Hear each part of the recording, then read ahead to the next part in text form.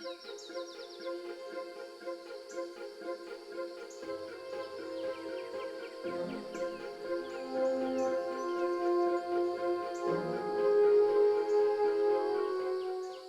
this was Zoorama.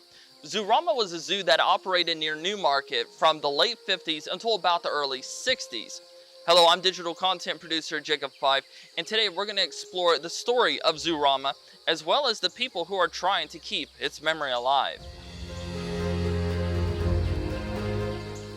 Zoorama was a zoo, but it was a tourist site located right along Route 11, the main thoroughfare through the valley. Many little hotels and motels and shops and restaurants all sprung up. And so many cars would have driven past it. And it seems like it would have been an ideal place to have a zoo, to have an attraction like this.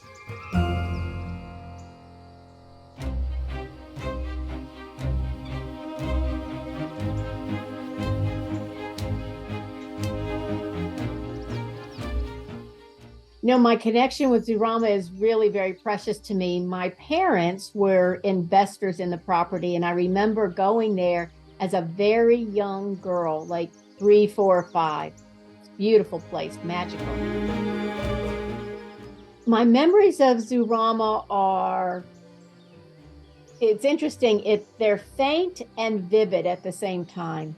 Mm-hmm. I remember riding on the train with my dad. I remember petting a deer.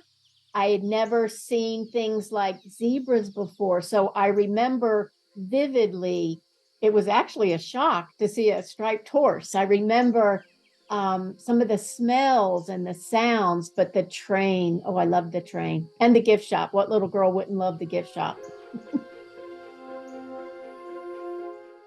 Before Zoorama, to our best knowledge, this was a horse farm.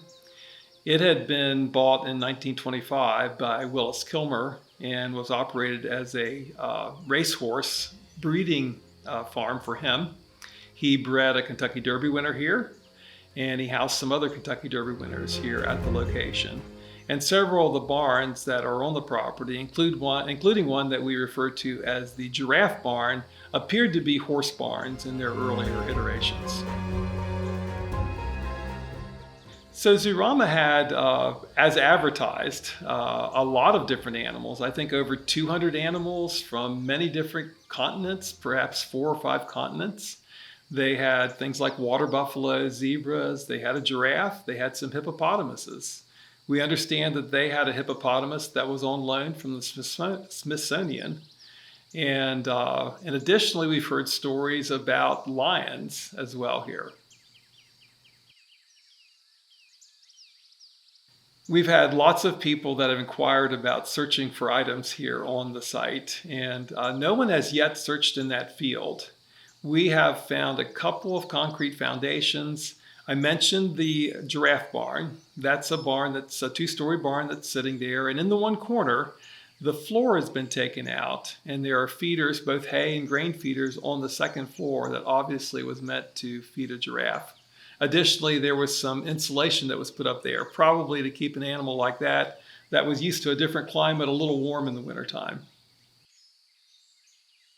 I loved the train because I don't think I would have ever been on a ride like that. That went, to my memory, it went around the park. I remember that I would often get to sit up in the front with the engineer, and I didn't realize it was because my dad was part owner. I thought, I just was a special little girl. I just thought that was fun. Yeah, it was just so many sights, sounds. It was just so different. It was just so different from anything I'd experienced growing up in Warrenton, Virginia.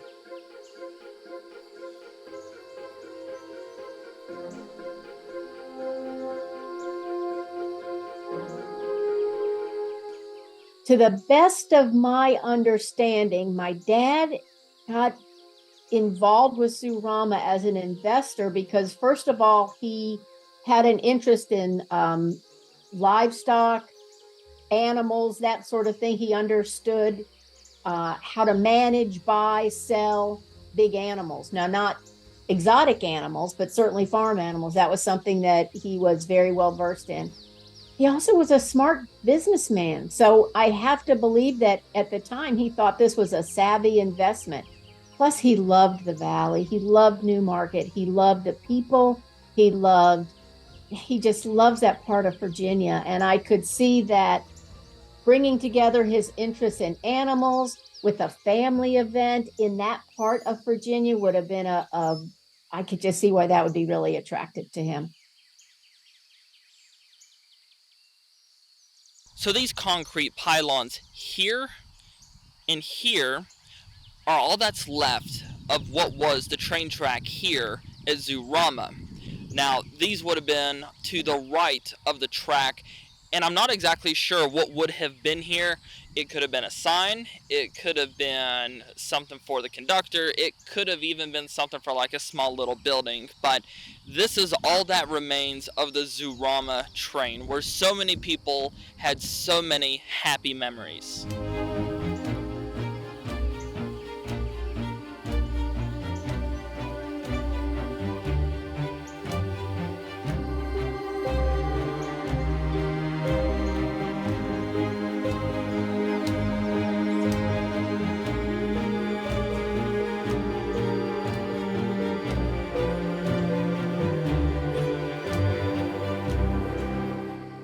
The remnants of Zoorama that are left was one of the things that intrigued me when we first bought the place.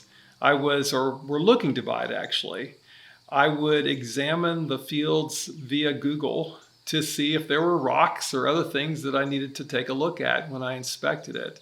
And I noticed a unique peanut-shaped feature in the one field just across from the house. I had no idea what it was. And when I got out into that field and sort of had my phone in my hand and I would look at my GPS and say, yes, I'm standing on part of that, I noticed that there was sort of a gravelly packed track there, but it was basically a cow path. The image I was seeing in satellite was a cow path that had traced this peanut. And it wasn't until perhaps 6 or 8 months later that I actually became aware that there was a zoo there.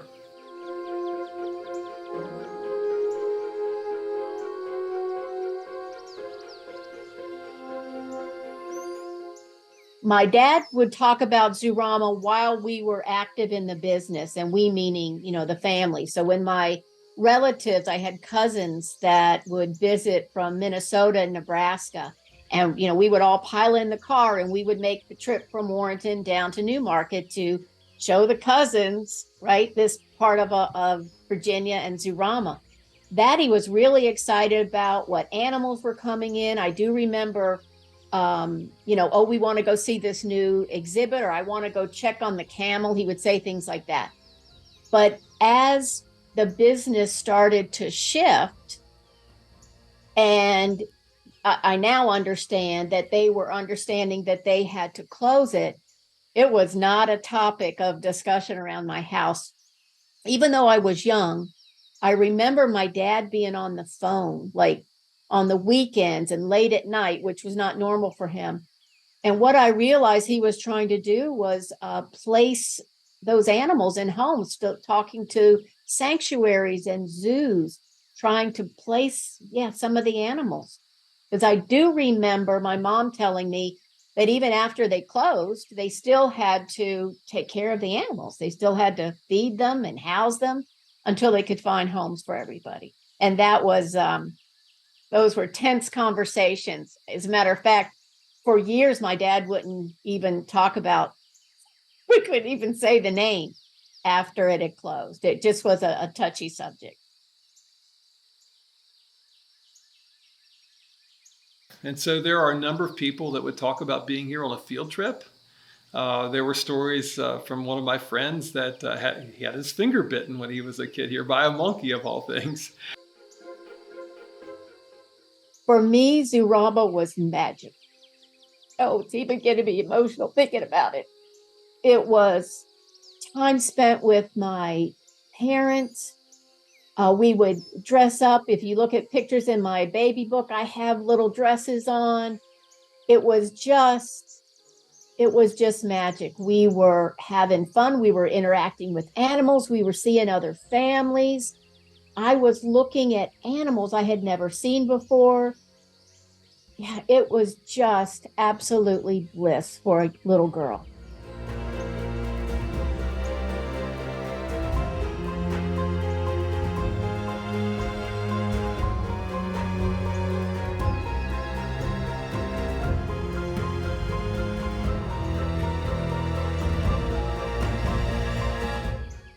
I think Zoorama was exceptionally enjoyed during its short run. It had, from the very beginning, it had seemed to have some financial woes where creditors weren't paid, and there were short sales to take things to pay for creditors, to pay creditors. But the overall perception by the public has been very positive from what I hear. It was a hands-on adventure, a place that could bring lots of joy to young people, and as well as awe and wonder, because here were animals that you wouldn't normally see, not anywhere close unless you went to another zoo, and they were right here in this neighborhood. We've heard some incredible stories about some of the animals being loose in the community.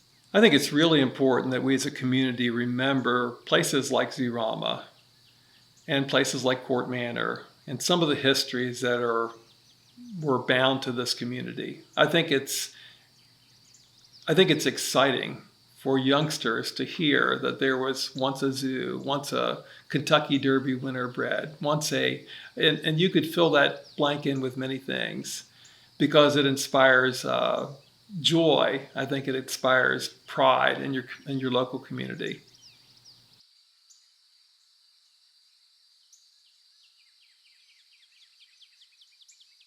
So one of the things that we've decided to do is to make a family fall time, including a corn maze, including pumpkins, including sunflowers, and a petting zoo. We've had the joy of being able to take on lease some zebras from a neighbor. And so we've had some exotic animals, including a baby water buffalo last year, llamas, miniature horses. But inside the corn maze, we have tried to honor some of the stories that are here, part of this very property, and Zoorama was a big one. And so the first thing we decided to do was to take that peanut shape and make it a primary or integral part of our corn maze. The corn maze is quite large, about 37 acres. And in addition to making that main path through the maze, we also put the head of a zebra and the name Zurama. And we have had a lot of inquiries, and because of that, lots of people have told us stories that they had in interacting with Zoorama in the past.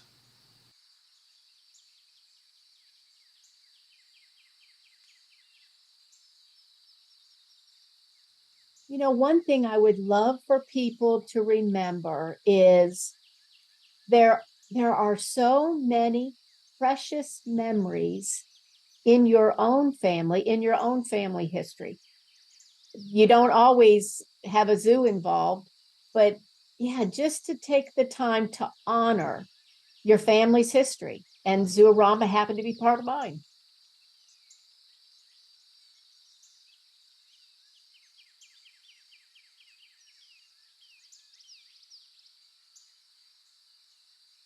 You know, I've read a lot about Zoorama. I've seen photos, I've looked at the original brochures, got a really good idea of what it looked like. But to actually be here, where Zoorama was, where the beloved train was, it's really amazing to know that roughly where I'm standing is where the track would have went.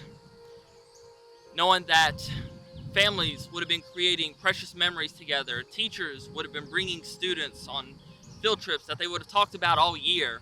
And as they rode around this field here near where the giraffes were held, they would have smelled funnel cake. They would have smelled zoo animals. They would have heard the train whistle. They would have heard people in the distance riding rides, having a great time. And now, it's just a field just south of New Market. But in this field, there were precious memories that shouldn't be forgotten.